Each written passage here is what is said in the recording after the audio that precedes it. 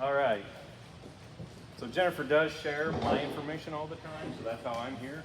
So if anybody gives me a hard time. Thanks for having me. Yeah, I'm in Hayes, not too far. I'm just gonna stand. I'm gonna have to get way over here. Not too far away from here. We do farm in Trigo and Graham County, which is a little bit farther west than Hayes. So the topic they have is economics of soil health. I'll probably roll this more into a lot of just overall farm economics, not maybe targeted towards.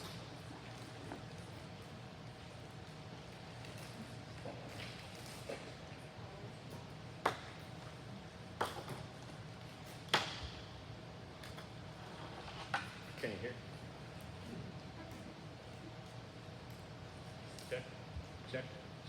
Check, test. She switched up to the top one. Good. No, I think you're correct. She moved this off of that one, so that one needs to get back up there. Yeah. Move that back to that one. Anyway, so from around Hayes, started farming in 1993. We had 265 acres that we started with. A little bit of no-till that we were trying. We were planting some milo back into wheat stubble. That scenario seemed to work pretty well. 1999, we started going more minimum till, kind of learning. I was tired of bouncing through washouts in the tractor and trying to figure out a better route. Click that connect button.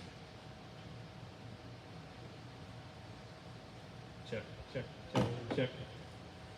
So started looking at doing some stuff like that in 1999. We went to minimum till on wheat. We were still doing a lot of no-till for our fall planted or fall harvested crops. 2005, we did make the shift to full no-till. In 2008, we introduced our first cover crop that was on our land.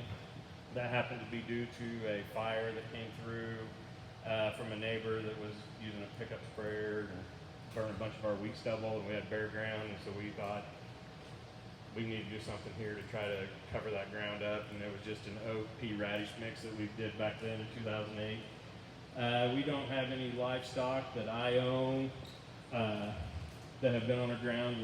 This is probably the biggest hurdle of incorporating livestock is our biggest hurdle probably still right now. And somehow we've grown to like 5,000 acres, and when you lose a hired hand like I just lost and you're trying to do it all yourself, you kind of wonder why you're this big right at the moment. So talking a little bit about farming above your means with this man, and typically it's spending more money than you're making, and spending more money than what your livelihood is, has expenses higher than what you're actually bringing in. Most of the time, as most all of us know right now, that leads to financial difficulties and a lot of mental difficulties that come along with us too, to try to get through these last few years of drought, plus the low commodity prices that are hitting us right now. So I always get this question, do you want this thing or do you need this? And I look at it and I always tell my wife, she always asks that, she's like, well, do you want this or do you need it? And my answer is always yes. But, I look at this and, there's YouTubers that are, I'm going to tell you right now, and I'll probably hear it 100 times, you cannot learn how to farm off of YouTube. The better way to do this is go find a mentor and learn from that mentor. Do not learn how to farm off of YouTube for you younger generation. So, there's a YouTuber that's really good about putting his economics out there in one of the I-states, and last year they were going to have like a record corn harvest. And then record farm losses. They're going to lose $200 a year. So, to me, that is 100% farming above your means. You were way above your means that you had a record harvest. They actually harvested 34% better than they ever had on a farm average, and still lost $200. So, we looked at that when it was coming back through.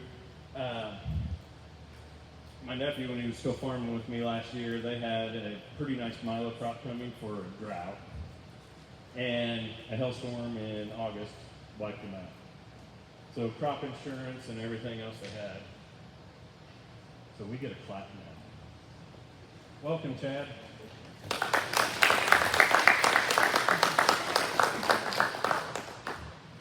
Don't feel embarrassed or anything. And your wife did not put us up to that. So his insurance, and I think they harvested 25 bushel Milo off of that once it did come back. They ended up breaking even. And so they harvested like 65% below their best crop and still broke even. So it's imagine who was farming above them. A lot of the contacts that we're going to see come through here. Remember, like a lot of us, I don't know if you're in this, but this is my 4th year of pretty intense drought in places. We're breaking a lot more this year than we have in the previous. So knowing your numbers, what we're going to kind of talk about with the economics. This is kind of reality right now, isn't it? That one truckload of corn or Milo is worth 1 cow. That $1 million combine that you just saw, that's 333 truckloads of corn or 4 semi-loads of cow for $1 million, right? Pretty crazy. 333 truckloads or 4, for that same thing. It's easy. The easy's really, the how or the why is really easy on this. We're not making money. We've got to be really cautious about what we're going to do to make money. The how we get there is what I feel like that's why these conferences and all this can help a lot of producers out to figure out anything. Because as farmers, we're very prideful and very ego people. We don't like having our ego driven down, and we're very prideful and we don't like asking for help most of the time. And so, by me standing up here telling you that you can probably do some little things to make a change, hopefully you can get a little something out of that you don't have to worry about. Because one thing is you don't want to ask your neighbor what you can do if you're struggling or any of this stuff, but that's just where we're at. Typically how we look at this is kind of our toolbox of how we kind of go through and look at everything. We look at our debt load, we look at our cash flow, we try to look at our whole farm as from a bird's eye view. We crunch a lot of numbers on risk management. Crop insurance is a very important, vital role of what we do, and understanding these crop insurance options that you have. So what we do most of the time, we review that debt load right away. We look at stuff that has between machinery, land, and crop inputs. What has a low return on investment? What do we have? I've met guys that have 13 loader tractors. I'm like, why do you need 13 loader tractors? Well, if one breaks down, I have a backup. I get that, but you need 13 loader tractors for your farm. Land, the tough thing is if you evaluate it, we had an opportunity to buy a piece of land that we've been farming for 13 years that my dad's aunt had. She was in Chicago, and when we ran the numbers, what they were asking price was, we physically could not grow enough dollars per acre off of it to purchase it. It just economically right now just did not make sense to do that. I think they wanted 2,500 an acre. It's a quarter of ground that has, I think, 16 or 17 terraces on it, so I can tell you how that lays, right? It's not a great piece of land. In its best day, it will produce 35 bushel wheat and 80 bushel Milo, and that's just on its best day. And when you look at today's prices, that would have made my cash rent that we're paying like $40 an acre for currently on it. My land payment would have been $100 an acre cash rent, and I knew I couldn't recover that back. But yeah, take a look at that, and then build your crop inputs. We were just at a field day in Ottawa County, and they told us the other day they didn't know how many dollars an acre they had in their soybeans across the field. At the end of the day, when they were done harvesting, the wife told the husband, "You lost money on that soybean field." And it was 40-some bushel beans. He had no clue where he was at, and so that's why you look at that and you got to build all that stuff with a budget. So the cash flow, how we look at that, we review it, we break it down. You can do it by crop, field by field. We look at it a whole growing season. We look at it, as a whole farm. Everybody's set up. You could have different enterprises for each part of your thing. There's just a lot of ways to look at how that cash flow is going to be. Banks, we look at all our loans. If we can refinance at better rates, we do it.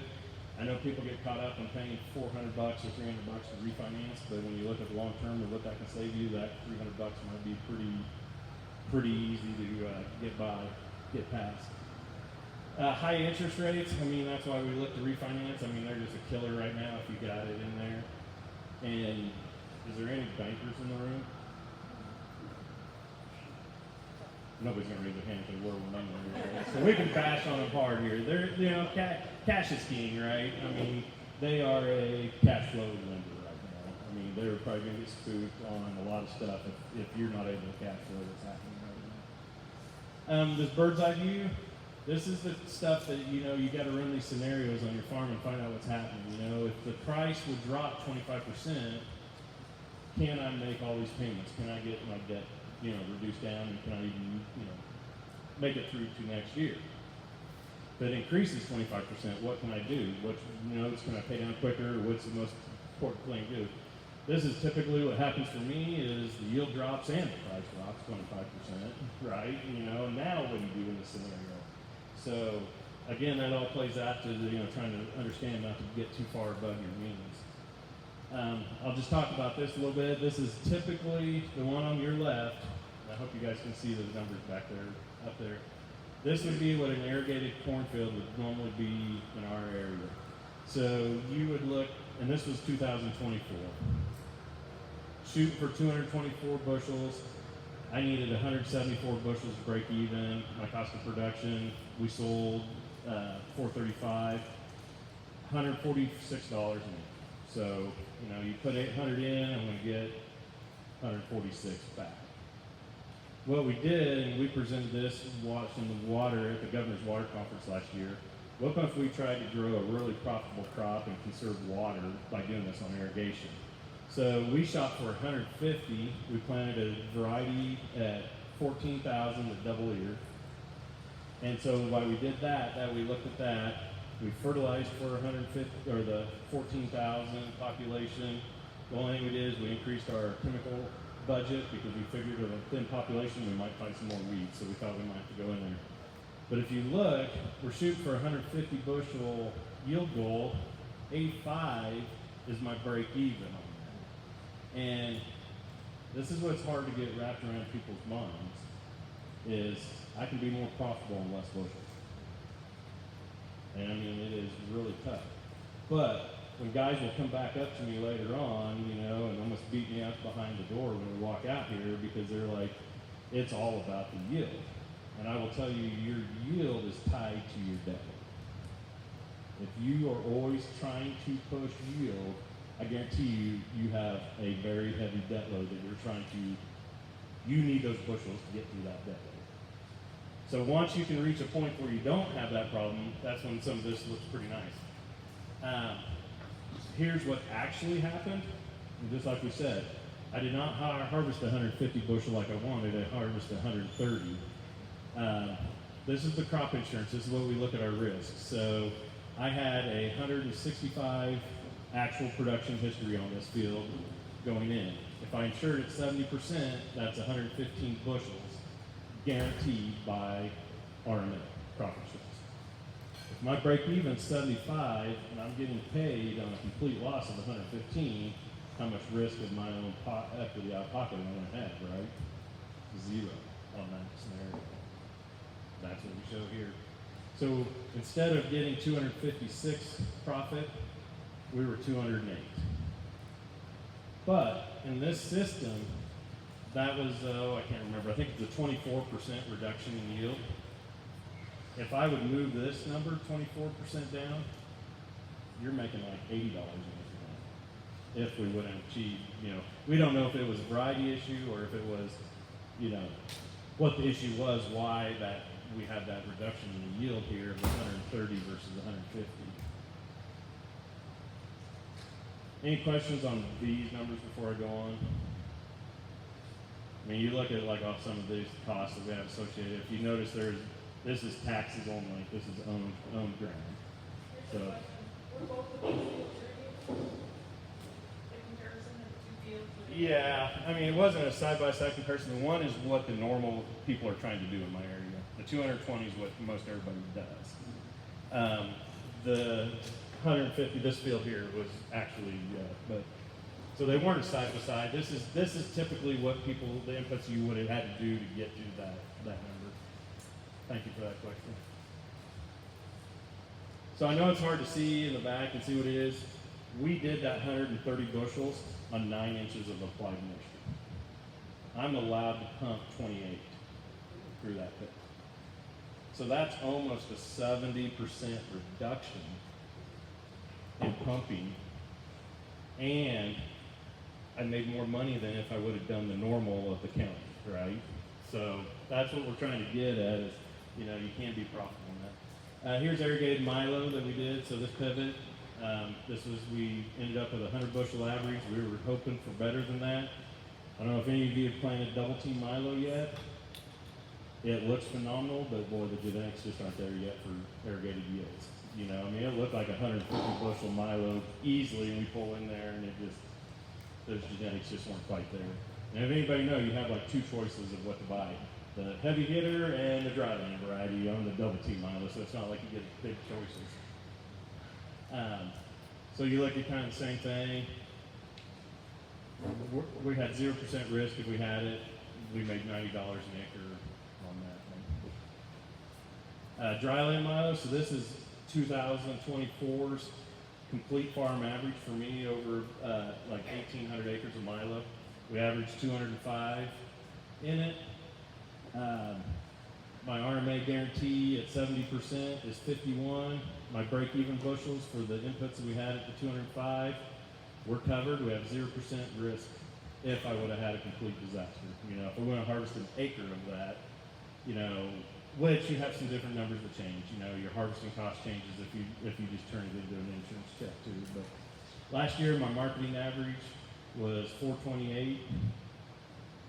We made 115. So this is why we like milo where we're at. You know, I still see a lot of corn and beans as I was driving up here.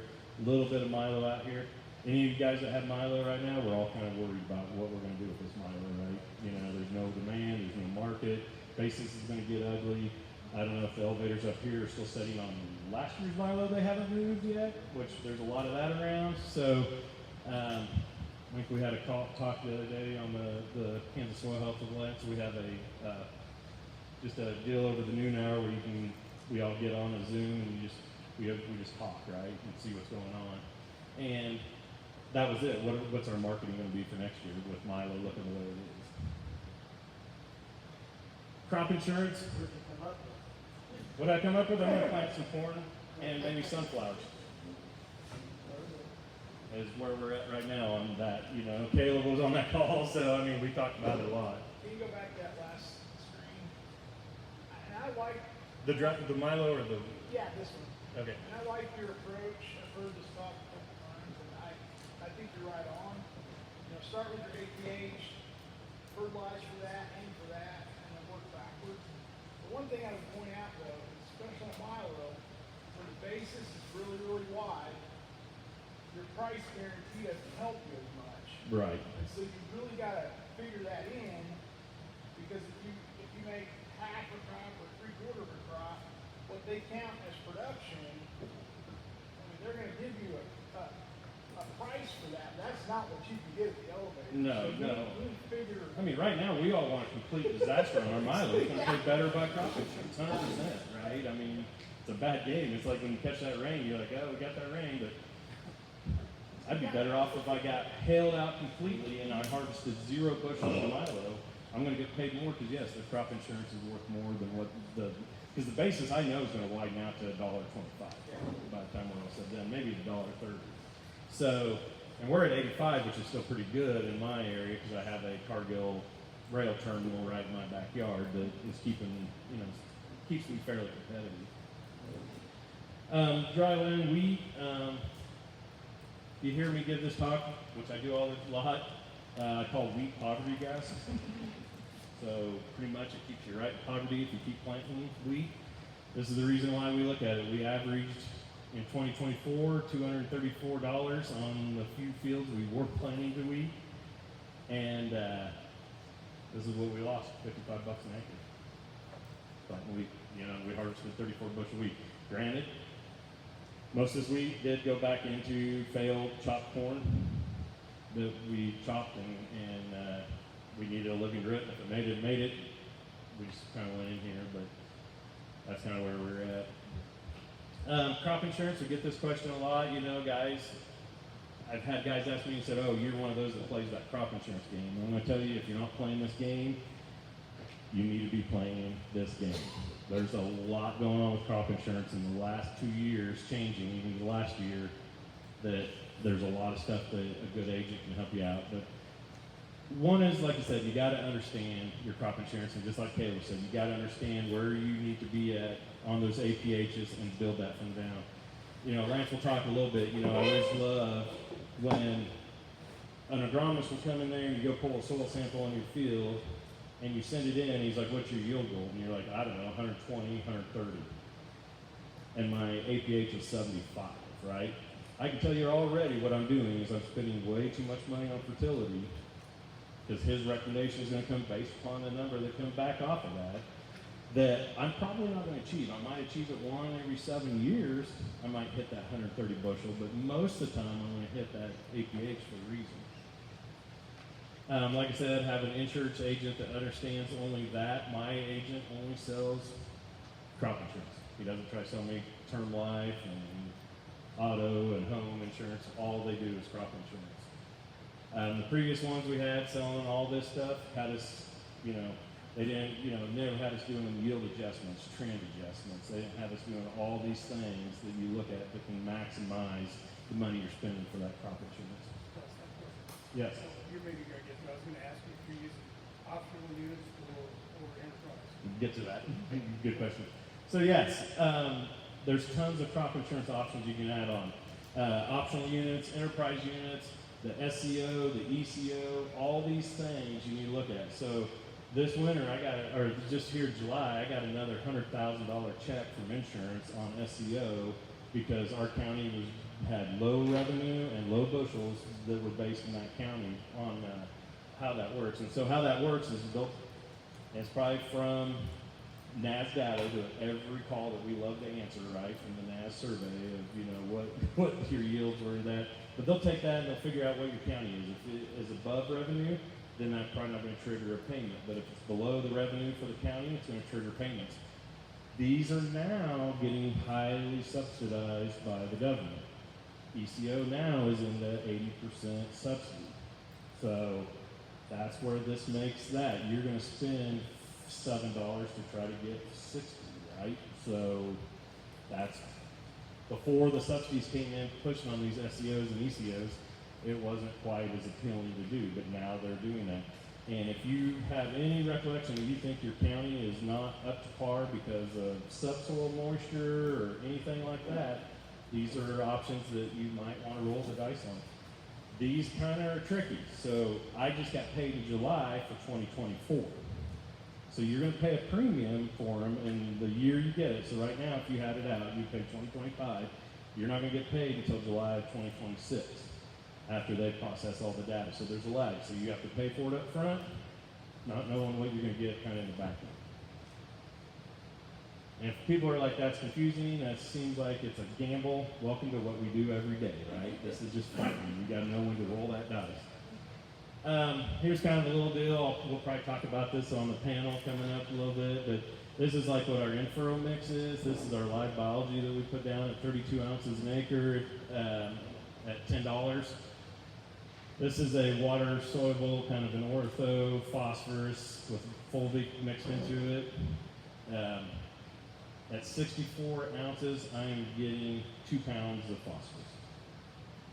Okay, so it's not a big, I'm not really deprived on phosphorus in our area, but we're not trying to put down like 1034.0, it'd be, most people are doing 20 to 40 pounds in furrow, depending on what they're doing, but that is 2 pounds or a little over 2 pounds of that, but it is completely available to the public. It's not tied up like 1034 would be. Calfa, this is a carboxylic acid, and what it works in high pH soils for us is when we get a lot of elements that are tied up, that acid will help release that tied up elements. Just, it's been a really good product that we've had. We can see some really good results on that. And again, I don't know, I can talk about it on the panel. If the label says you need to use a gallon of it, I'm gonna start out at 15 ounces. And then I'll just work my way up to see what it is. I hardly ever apply what the label says. The ZMC, that's zinc, manganese, and calcium, and then it has some more micros in there. My soils are pretty zinc deficient. And then we add a carbon source, which is the molasses at 32 ounces an acre, that's $1.75. And then we did 1 gallon of worm extract, and that was at $3. So our in-furrow mix is at $30 per acre in 2024, or 2025, excuse me, this year. So then at V4 to V5, we've come back in, we're using melted urea or diesel exhaust fluid. If I can't find someone that has melted urea, I'll just go to my fuel supplier and get diesel exhaust fluid in shuttles because it's liquefied urea. So we're probably at 20% nitrogen on this one, where the DEF is going to be at 15%. It has some humics in it right away when they make it to try to help stabilize that nitrogen right away. Again, we're adding the zinc, manganese, the calcium. We added a carbon source again, the sugar. The fulvics, if you're not using it, these are great. That's a great product to use too. It's just another form of liquid carbon. But this also helps the stomata open up, the fulvics do. And then the soy sauce, this is not Kiko Man. So this is a wind biological product. This is potassium. So we're coming in with potassium over the top. I have not got to this stage on any of my crops because they normally die before I get to this stage in the last 3 to 4 years. I have not got to heading and tasseling most of the time, so I have not got to do a foliar feed. Here again, water soluble, readily available, 30-10-10. They also make a 20-20-20 that is a good one to use on that too. $12 an acre for 5 pounds of that, which would get you, if you want to know the math on these, that is 30 pounds of nitrogen in 100 pounds of the product. So makes it pretty easy math. It's 3 pounds divided in half. That's 1.5 pounds of nitrogen that we're putting on it. So not a lot. Again, the soy sauce and then the fulvic is what we're doing. If we get to it, we had a chance this year to do this on the Milo. And again, I didn't pull the trigger because I thought I'm like 1 week away from going backwards. And then you get a 2-inch rain that the weatherman did not predict, and you get upset that you didn't pull that trigger. So another bird's eye view thing we started doing, we looked at these rotations. So in 14, we typically were a wheat, Milo, fallow rotation in western Kansas. This is still a very dominant rotation out there. When you looked at that, we made $5 in 14 on the wheat, we made 58 on the Milo, and I lost 66 doing, Ken fallow. Then we looked if we put a cover crop in here, what the economics of that would look like, So we lost, 1 to 2 spray operations is what that number turns to. So that 3-year rotation then bumped us up to a $27 an acre profit. But when we went to Milo, and then back to a cover crop, this is when we started noticing the poverty grass was purpose, right? Wheat was the problem in my rotation. And you can get creative with this. Milo, put a spring barley in here, and then plant wheat back in here if you want to try to have a continuous living root that you want to take something off all the time. And that number will jump up into the 300s. If I'd say that back in 16, when I could probably find a barley market. I don't know if there's a barley market right now. Alternative markets are not, that could be a whole different discussion to have. Here's what applications look like. We use K-State's number on this of $6 per acre. When I made this spreadsheet, that's what they say we should be using. So by the time we went to the Milo cover, we were only running over those acres 3 or 4 times, in that rotation, that 3-year rotation. And so that was saving us $36 just application costs. And I always get this thing because we're still in the wheat state. I need to plant wheat because, man, I plant my corn or my beans behind that stubble. It's just phenomenal. I just really like it.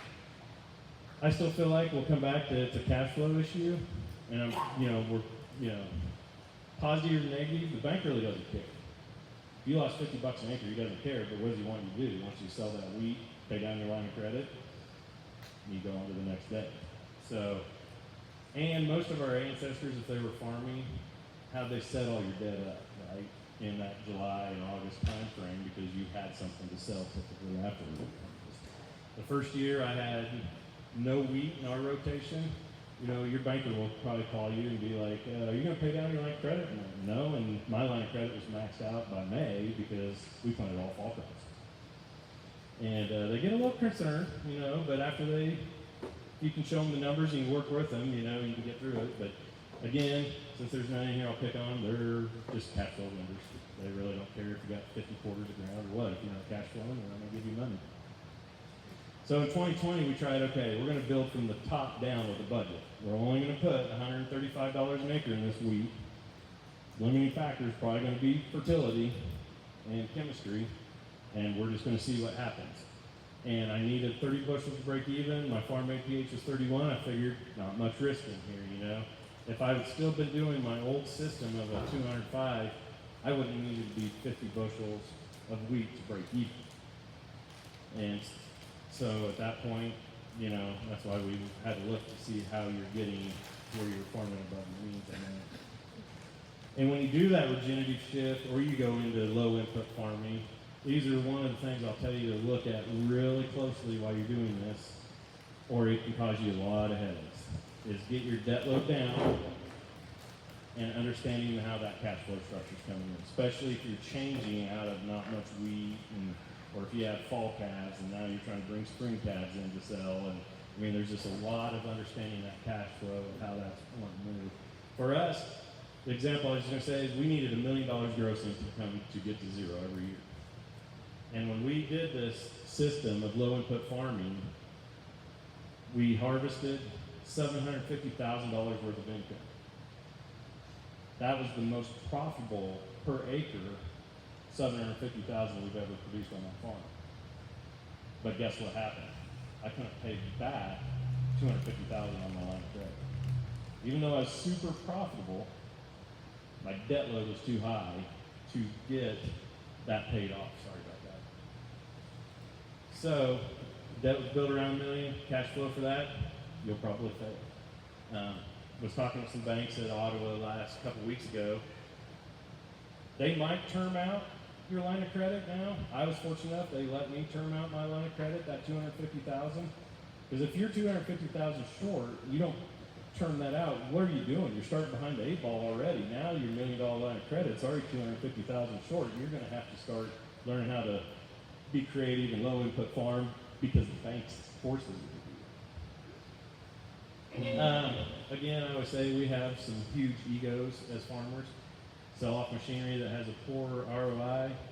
I didn't mention it in that. I am a first generation farmer, so I have probably a little different outlook than a lot of you guys that are 5th and 6th generation farmers. I have no sentimental value to any piece of equipment. Our first tractor's gone that I bought. I don't care if it was a big 4-wheel drive tillage tractor. It wasn't doing me any good. Get it off the farm, right? So that's kind of what we look at that. Cash flow. Sorry if you guys hear me repeating that. It's just what it is. You have to be able to pay that line of credit. So in 2019, this was getting scary, and I think we're really close to this breaking point right now in 25. Kansas was ranked 3rd in bankrupt filings in 2019. So here we are, 36 filings. The asterisk beside Kansas up here is decade high. So it was looking really rough. And if any of you, Kayla, you can't say, you've heard my speech before, what saved us in 19? Bailout, Trump bucks. Exactly. COVID money came later, right? But Trump's bailout stuff, right? You know? Trump bucks, you know? Trump trucks. Trump trucks, there you go, I like that. So I pulled up 2023. I can't even read that number. 10 filings. So, you know, it's there, but I know right now nationwide, it's creeping really fast the other way. Arkansas, Louisiana farmers, they're getting hit really hard right now with the rice, a lot of the tobacco, everything they do. I don't normally like to get into politics, but I will tell you what happens here. This is the end of the Trump, right? I make money when a Democrat is in office. And it's rough when you have a Republican in office. If you want to find me and beat me up afterwards, but look at these numbers. This is Trump, Biden. I can tell you where this is going to go from here. It's already going back the other way. By the way, I'm a registered Republican, so don't get too mad. I just look at trends, right? You look at this. We do not, how many of us got bailout money other than COVID during the Biden part, right? None, right? There wasn't hardly any. So, kind of wonder what the bailout money, is it too late? Do we need it? I don't know. It's a different discussion, tell me later on. Here I was in 21, this is kind of how we look at a whole farm bird's eye view. I don't look at how much I need to make off of per field. I need to know how much I need to pay back my debt, right? So we look at this as a whole farm. We had $55,000 in equipment loans. I have $500,000 line of credit. That's the magic number. We had 2,400 acres of corn and milo to market that year. Cash price when we, we're looking at that. We started locking in probably bushels at that point. Might needed 92,500 bushels to get to zero. That was, over those 2,400 acres, a 38 bushel average. This is what makes me happy and what drives me to get up. When my APH is 68, I know I'm probably going to achieve 38 bushels to pay back that debt. And if the weird catastrophe would happen, guess what? Insurance pays back all of my debt. I have no risk of my own equity out of pocket on that. Here's 2024. We had equipment loans of 107,000, still had the 500,000. I need to pay back that. Here's the crops that we had that we were marketing through that. I needed 134 bushels to pay back all my debt, 36 bushel per acre, and my average for all these crops has been 51. Again, when you can get to look at your numbers and see if you're in that boat, that's a very good where my risk management, I'm very happy to be in that position. Which leads you that this is tough to do. It's always a starting point if you're at that point you start, but can you be your own banker, right? You would love to be your own banker. I learned this philosophy by meeting a gal out at the Colorado Conservation, the High Plains no-till conference in Burlington, Colorado. But she's from South Dakota. She basically wrote a book, Farming Without the Bank, and it tells you how to do it. And basically what they tell you to do is buy term life insurance, whole life insurance, and borrow that against it, borrow back that money against it. The problem when I looked at it, doing it, was I needed to take that policy out on my parents who were aging. And it's going to cost me a lot of money to buy that policy on them. So it was going to cost us like 30 to 35%, plus an agent's going to get a kickback on it, if you don't understand it, go look up Dave Ramsey and he will beat this through your head on podcasts about those policies. But anyway, so what we decided we could do this with money markets and CDs instead of buying that insurance policy that, now, I don't want to be a waiter, right? I don't want my parents to go, well, my son's a waiter. And they're like, well, what restaurant is it? No, he's just waiting for us to die.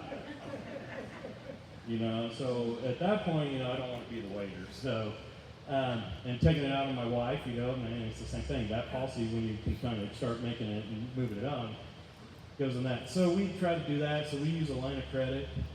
You have to repay that back just like it's the bank's money. You have to treat that, your money, as it's the bank's money.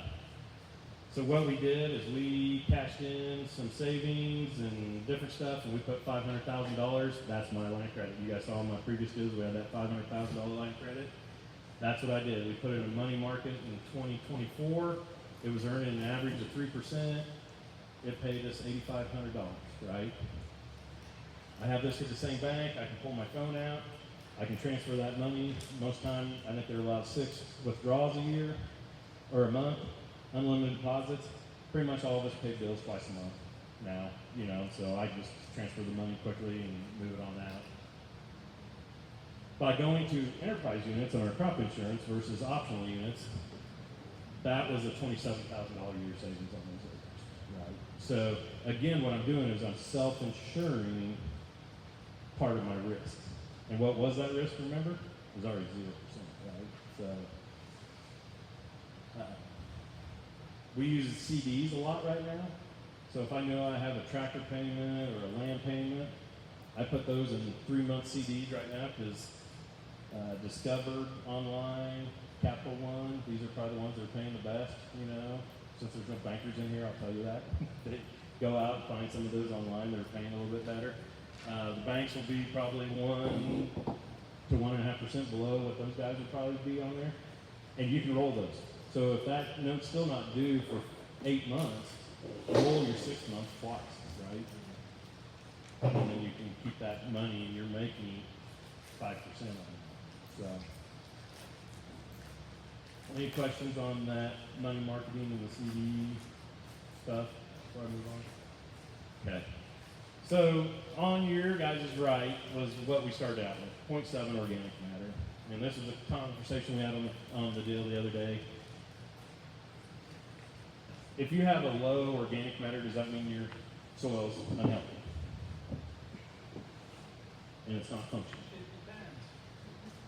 Well, it depends a lot, right? But, you know, we got so focused, I think, early on organic matter that that's what our achieving goal was to try to, you know, oh yeah, because, you know, candy and a lot of people tell you the water holding capacity and everything else, when you increase that, you know, what that benefit is. But we're probably averaging 2.5%, and you can see the difference of the two on our soil. This field's come where Candy's probably taking 30 pans for the rainfall simulator out of this field, probably. Yeah, you ain't At got much least, left. you know, and we just constantly see it changing. But I looked at it as, in 20 years, it took me to go from 0.7 to 2.5. Okay, so it's not a fast process. In our limited rainfall, high evaporation environment, right? So it's really tough to do. But that was a 350% increase. That's 17.5% a year. That's where I go back to my bank and I'm like, you need to help me invest in my soil because it's paying me back at 17.5% a year in a value. If it's nutrient holding capacity, if it's water holding capacity. And when they go and you pull a soil sample from Regen Lab and it says you have 70 pounds of nitrogen available out there, and you go show that dollar amount on your cash flow statement to the bank, the first question he'll be asking you is like, you know, where's the receipt for when you applied that? I'm like, I didn't apply it. Didn't buy it. Didn't have to buy it. But it is a value in my soil. And they don't like it. But I go back to oil. Is oil worth anything underneath your ground? Of course it is, right? I mean, if they don't hit it, it's not. But if it is underneath your soil, does that make that acre worth more than not?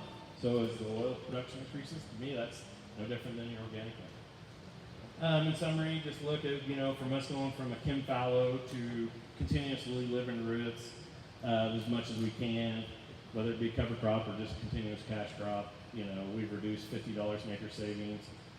We've reduced our fertilizer use by a third. I'd like to get to 50% is probably my goal. You know, a lot of the cover crops and everything we did, we can help keep weeds at bay that are in this. I'm driving by here, I think we were in Ottawa County a couple weeks ago, and everybody's complaining that their chemistry did not work in their milo and soybeans. You know, they're just full of pig weeds, right? So, you know, maybe a management decision could change that. Maybe it wouldn't. Maybe it was just a timing deal. And don't be afraid to stick with something new and stick with it for quite a few years. Most of you have been to my presentation. This is what we always have. This is why we know to it. So.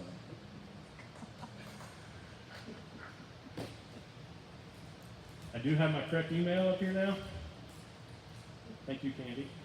I'm on LinkedIn. I do have an integrated cover crop seed business that our farm grows a lot of that stuff. As Jennifer said, I do sit on the board of the Kansas Soil Health Alliance. As of last week, I am on Instagram to my reluctant. I will not be on Facebook probably, but because of my kids' high school soccer, they wanted us on Instagram, and then they're not posting anything on Instagram. So I'm like, thanks. So Any questions? Or do we have time for questions? We do have time for questions. You got 6 minutes, and Okay. repeat the question. Okay. Is everybody awake? We attribute most of that fertilizer savings to reducing your yield goals. So the question is, do we contribute most of the fertilizer savings to the reduced yield goals? Is that kind of? Yeah. Yeah, I mean, obviously we're not trying to farm for the highest production that we possibly can.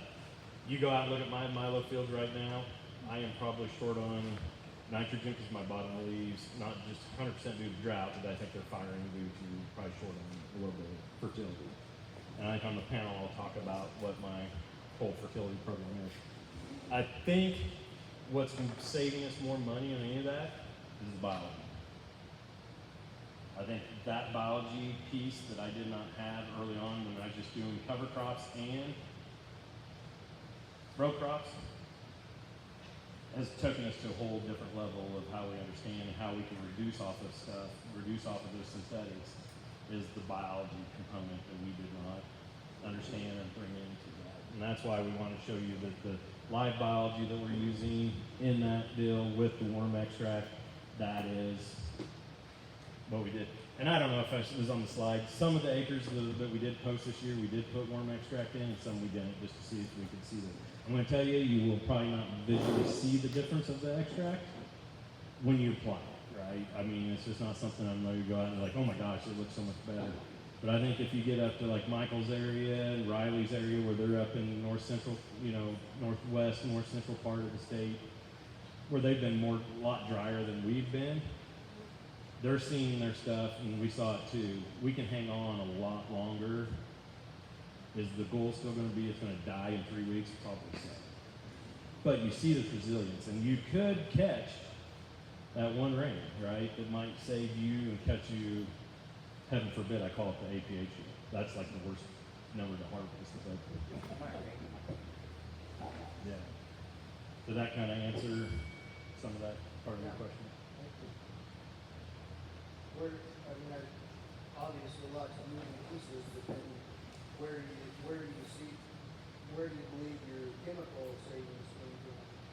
Just not having As many trips as Kim fallow, man. I mean, if anything I can tell you, I mean, fallow is a money-sucking machine, right? Whether it's Kim fallow or it's tillage fallow, right? It is a money-sucking thing.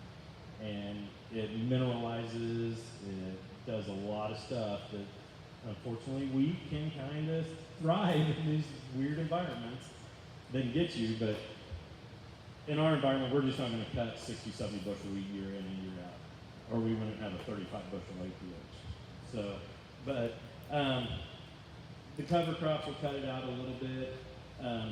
If you can get to a point in your debt load, I think a cover sacrifice crop will be the way to try to keep pushing your biology and all this. Don't rush to taking a cash crop right away. But I'm going to tell you, most of us have debt load that requires that cash crop to fill in this deal. So, and it hurts your insurance position with your roll. yeah, and I mean, I build up, I struggle. You guys have it awesome now that if you supposedly terminate your cover crop before a certain date, you get summer fallow practice coverage on your RMA crop insurance. I did not have that option when I was doing it. So my continuous crop, wheat, APH is actually probably higher than my summer fallow. And you know what I had to do at that point? I paid 20% more premium because of the continuous crop practice too. So they ding you kind of both ways on that. But luckily we had good people that we lobbied really hard to get RMA to change that. Candy, we've talked on this since day one we met. I didn't think they'd make a change as fast as they did, RMA, towards cover crops and just anything. But they went way faster than I ever thought they would have gone.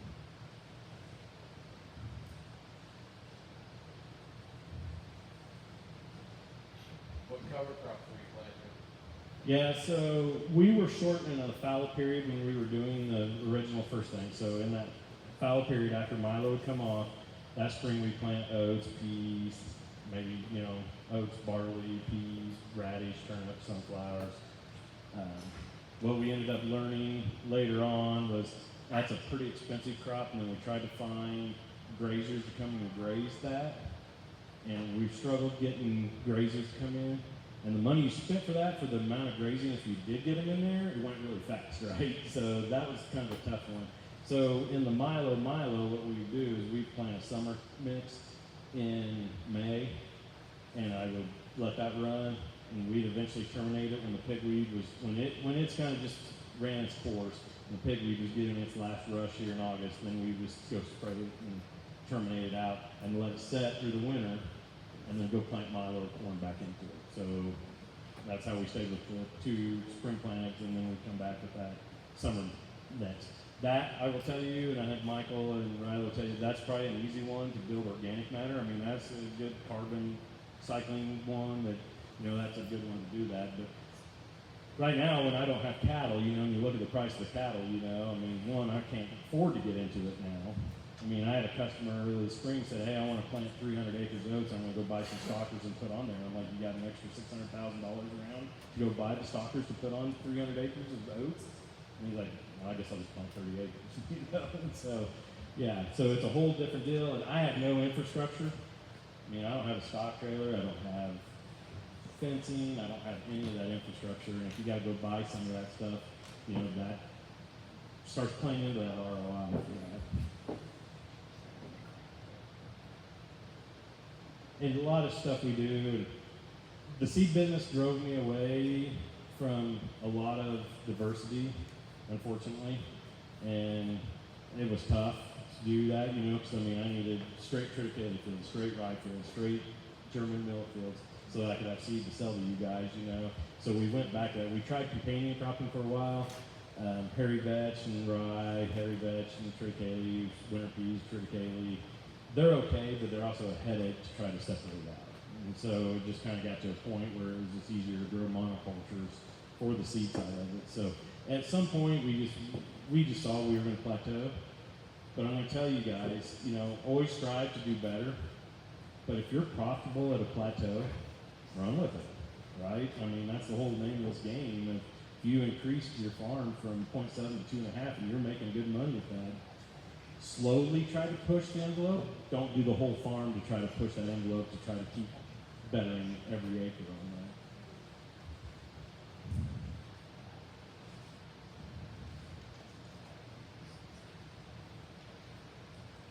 All right. What are your future goals? What's that? What are your future goals on your plans and everything you got going on there? To be honest right now, it's exit strategy. Right? What am I going to do? I go look at this $1 million sprayer that's, spraying green on brown, right? It's $1 million add-on. At 65, I've just turned 50. I got 15 crops left. And I asked that John Deere guy, will that pay for itself in 15 crops? I mean, I might go to 70, I don't know, but maybe I'll retire at 65. And I do have 2 boys. I don't know if they're going to come back to the farm. But our goals right now are trying to get out of debt, where we're debt-free, and that's way easier said than done when you're in agriculture, right?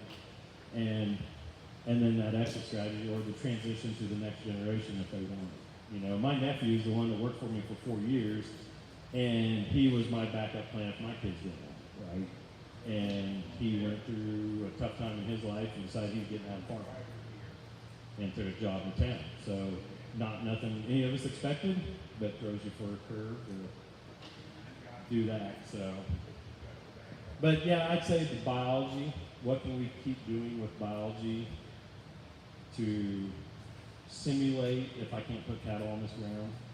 What can I do that the cattle grazing guys are getting, the results that they're getting without doing the cattle?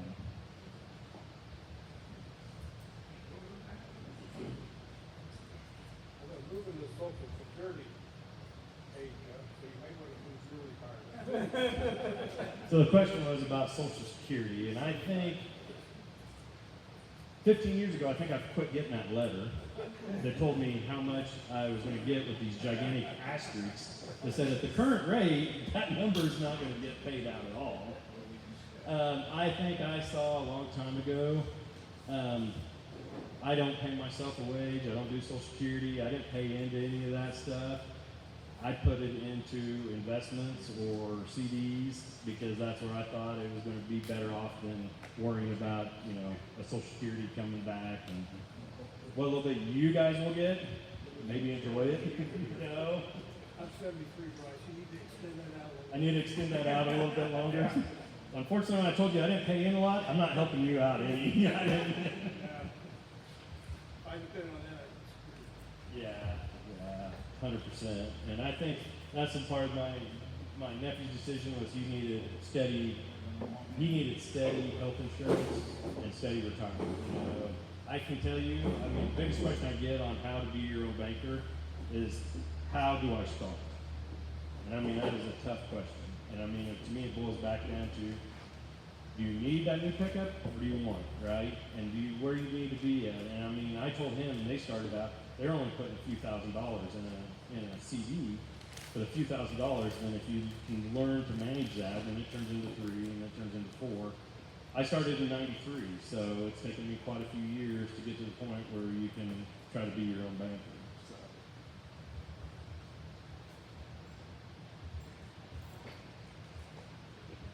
Brice will be here all night for all